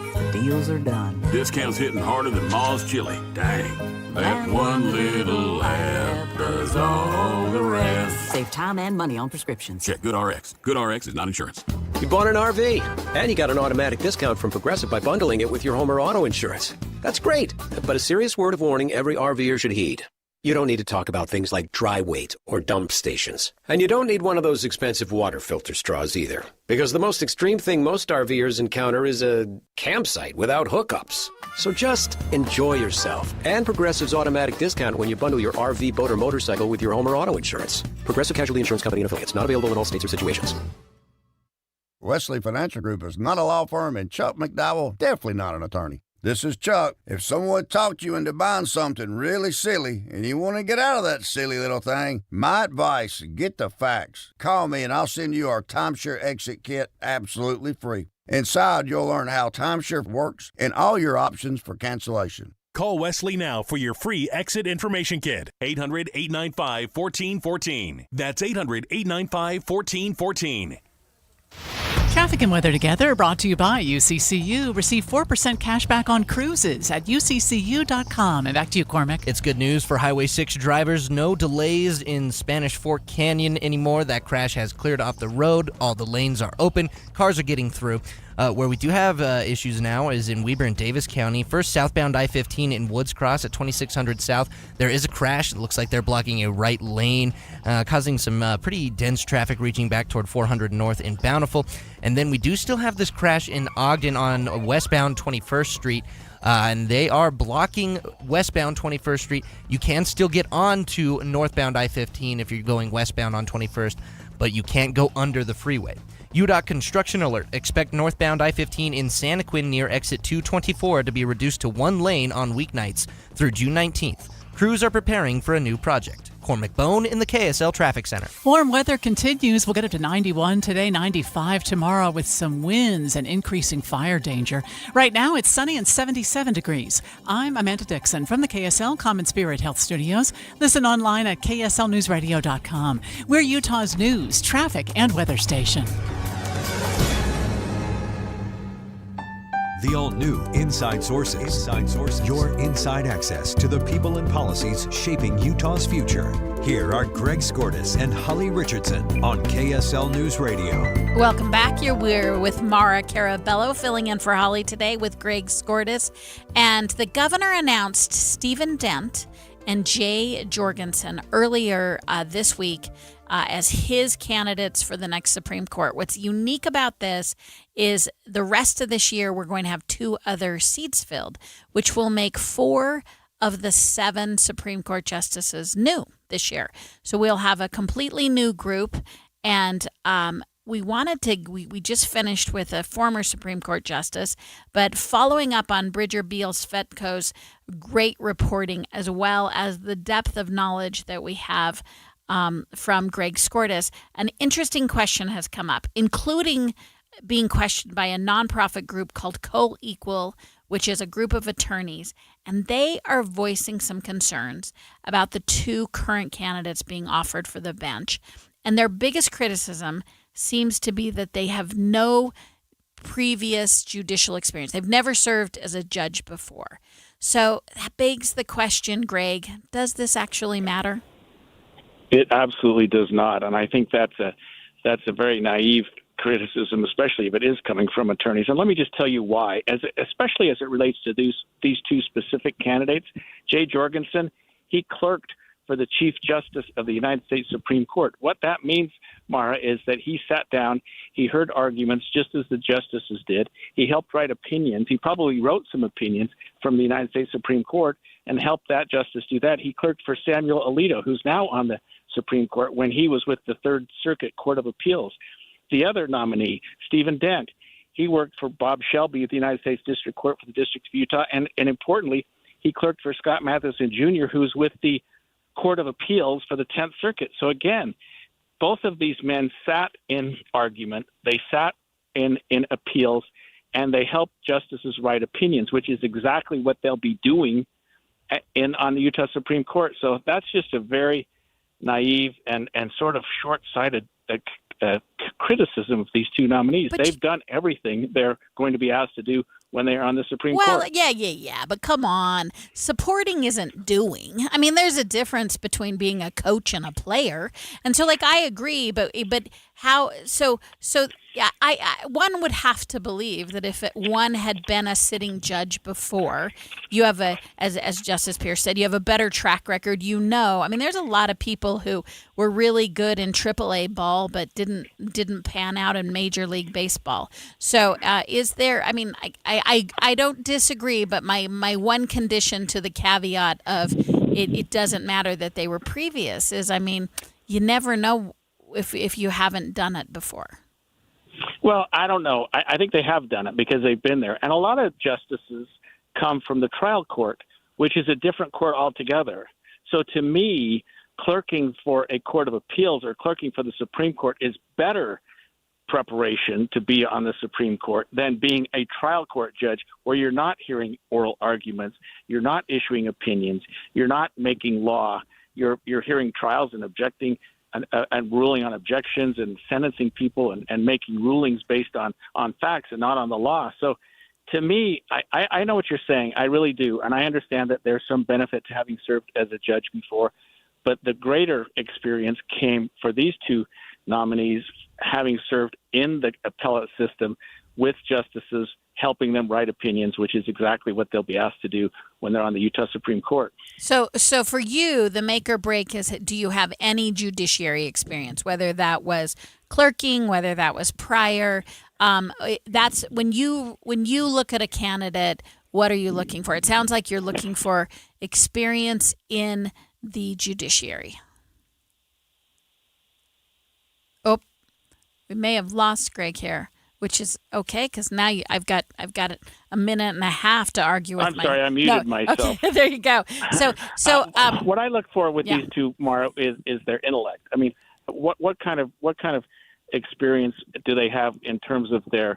I mean, one of them was the top of his class at his law school, editor of the Law Review. I mean, talk about some people who are highly educated and highly able to understand legal issues and break down issues in a way that even myself have a very hard time with. And both of these men have argued cases in front of courts of appeals, including Supreme Court. So they've sat there in front of justices. They know what it's like to be a part of that system because they've been on the other side. Yeah. I just think that's knowledge and experience that you cannot get. Before we move on, I've got one more question for you. I want to talk about composition. We're increasing our court by 2. So by the end of the year, we're going to be at 7 members. 4 of them are going to be new. When you think of the body as a whole, where do you think balance happens? What do you look for in terms of composition? I think we've done a good job in Utah. I think our governors have done a good job in Utah. I know the legislature doesn't feel that way, but every justice on the Supreme Court now and in the next year will be justices that were appointed by a Republican governor and approved by a Republican Senate. So it's not like that we can say that they're sort of, judges that have activist ideas. They're people who are skilled and great lawyers who did a good job and who were vetted in the appropriate manner. And I think that our Supreme Court's going to be as good as it's ever been in the year to come. Yeah. Okay. We'll keep watching these candidates as they move through the lengthy process to become a justice. And it is Friday. So that means we're going to finish up this shorter Inside Sources with a preview of KSL's movie show. The question this week, what show would you like that you liked as a kid, would you like to be made into a movie? Stay tuned. That's where we're headed. You trust us for news and information in your car. Now trust us at home. KSL News Radio has you covered, keeping you informed on the latest breaking news, weather, traffic, sports, and more. Listen on your Amazon Echo or Google Home device. Just say, Alexa, open KSL News Radio, or listen on the KSL News Radio Listen app. Text the word app to 57500. KSL News Radio. We have you covered. The movie show broadcasting live from My Hearing Centers, and we've got a deal, but you got to call and set up an appointment with My Hearing Centers before the end of the movie show. The number is 801-701-1629. What that is a chance to try the latest in hearing aid technology risk-free for 30 days. And because My Hearing Centers is so generous, Matt Deering is throwing in a free hearing test and a free hearing evaluation. And if you do the risk-free trial, whether you have hearing aids or not, you get movie tickets at the end. That's a pretty awesome package, Matt. I think you covered it all. Yeah. We're trying to lower the barriers of people doing something about their hearing loss. I mean, let's just be honest. As a young kid, I never thought, man, I can't wait till the day I get my first set of hearing aids. Yeah, you think when you get older, I can't wait to get my driver's license. I can't wait to graduate. I can't wait to do these things. But then at some point, we stop looking forward to the next thing. We do. We turn a corner like, I don't want that next thing. And it's just kind of a progression, especially a lot of people's lives where, there's a lot of noise exposure. That's the number one cause of hearing loss in the world that we live in right now. If you're going to a lot of concerts, enjoyed your youth, chances are of you having a hearing loss later in life is pretty high. If your family members, your grandparents, your parents have hearing loss, you're more likely to have hearing loss as well. There is some hereditary causes as well, genetics. We've talked before. What is the number of people that are believed to have hearing loss but haven't done anything about it? Well, so it varies, and me and you've both read different things as well. But about 20% of people that have hearing loss actually do something about it. So it's 1 in 5. 1 in 5 people that have a hearing loss. That's a sad thing to hear. Right. We have the technology. Why aren't we making use of it? And people, the argument again, I think that you hear is, well, you don't like the stigma, you don't want to get old. And then there's a cost factor as well. And okay. Well, that one makes sense. Right. And if any of those are reasons why you're waiting to do something about your hearing loss, maybe the technology, you're worried about the technology not being there yet, come and try it risk-free. I mean, that's the barrier that we're trying to eliminate. You guys are breaking down barriers. Verify whether or not you feel like the value's there.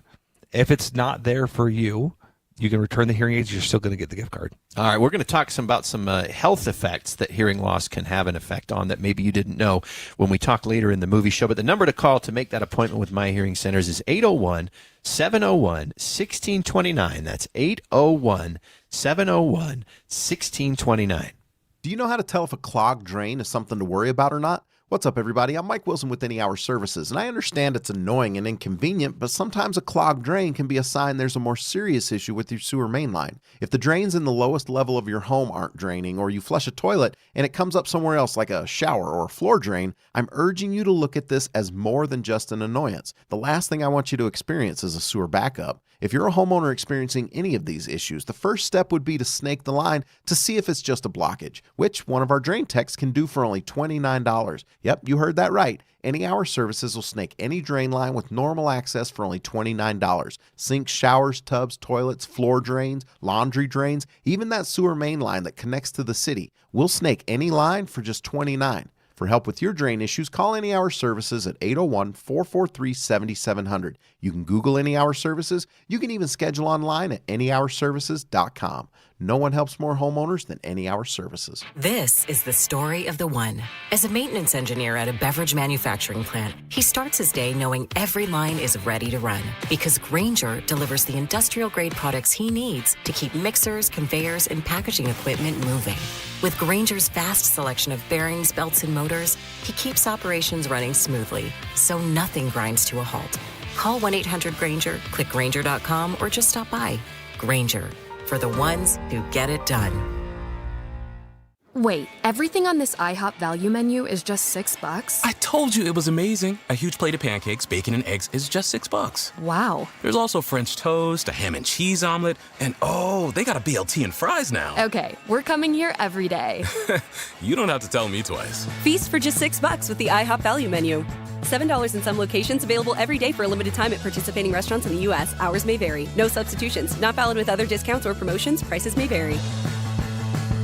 No matter where life takes you, Cyprus Credit Union has the tools to help you plan your financial future. Start today at cypruscu.com.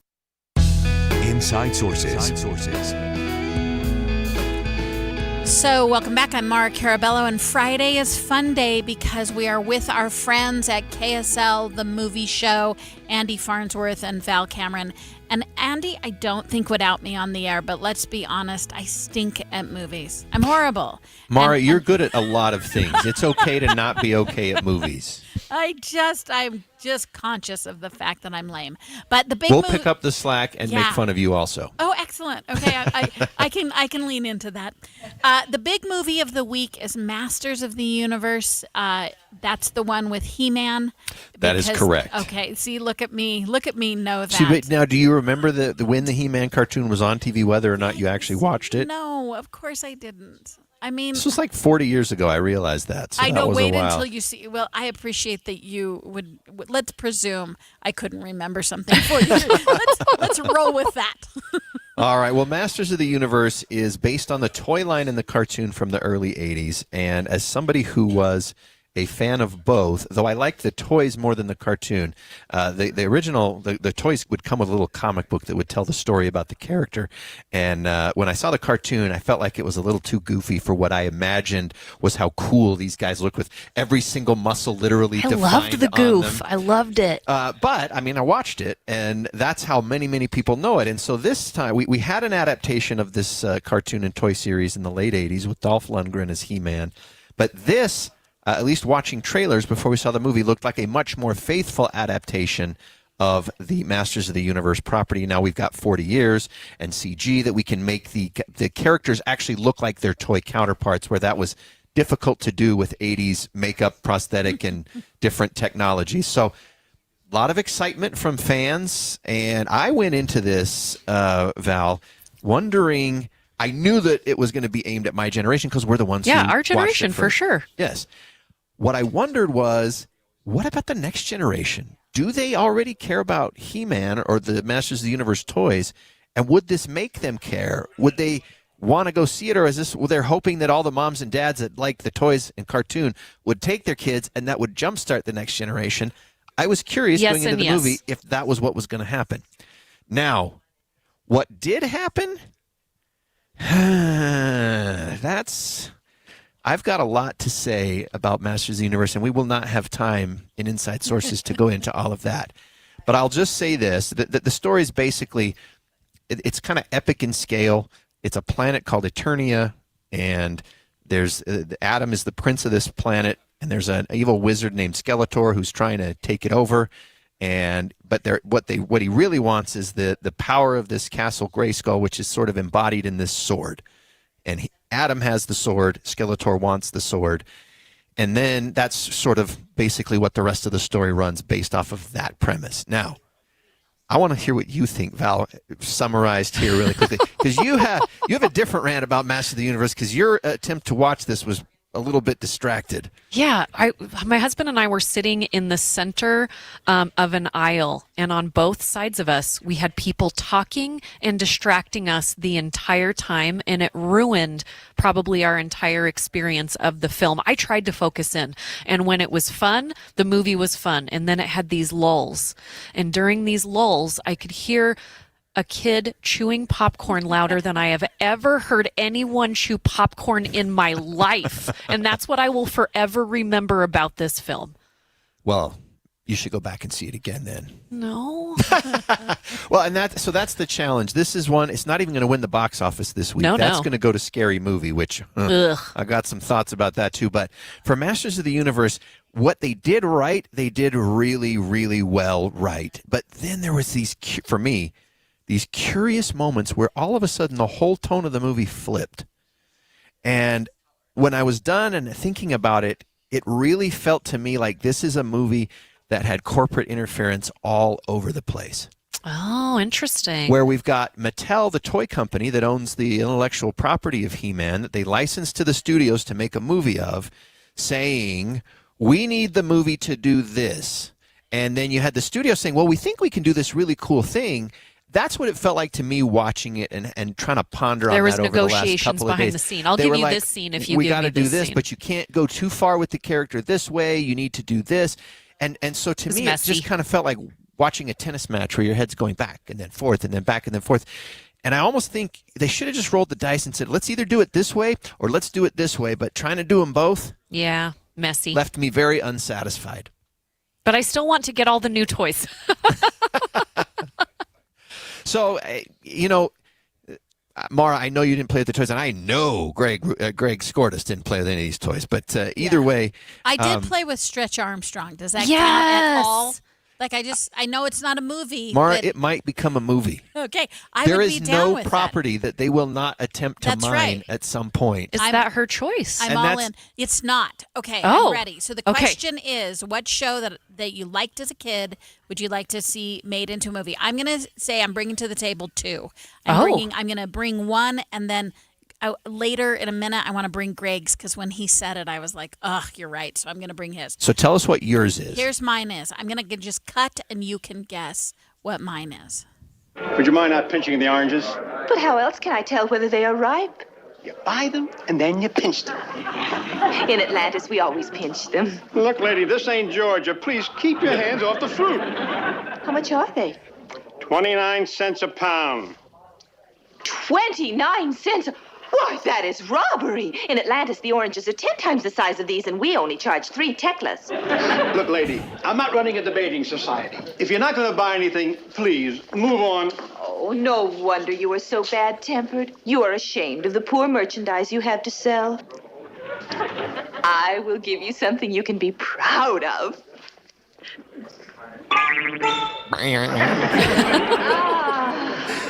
I was just waiting for that sound effect. Here is a real orange. So you may pinch this if you like.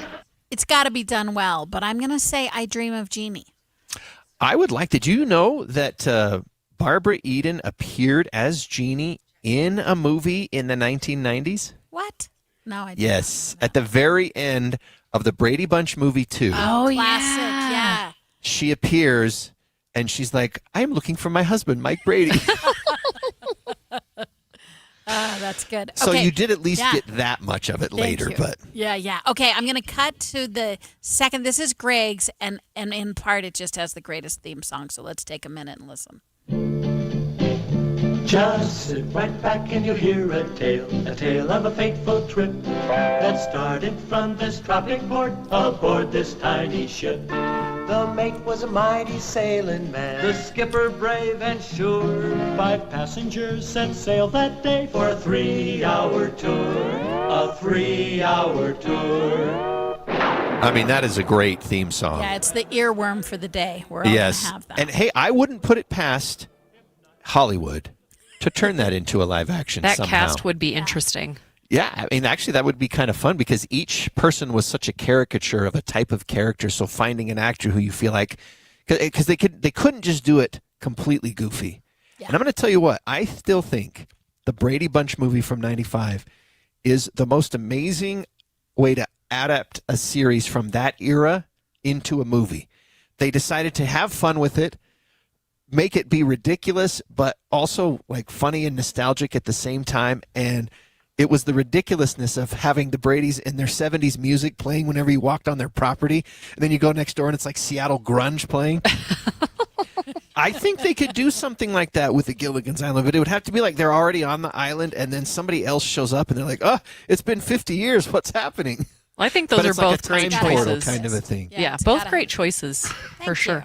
Thanks. I appreciate that. Hey, we're going to look forward to more on the movie show. It was nice to tease out a little bit with you, and it's been great to join Greg Skordas on Inside Sources today. This is Mara Carabello. Have a great Friday.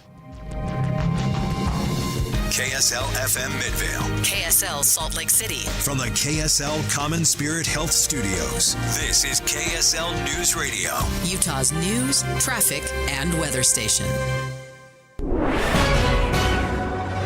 It's 11 o'clock at KSL News Radio. I'm Cameron Elliott. KSL's top story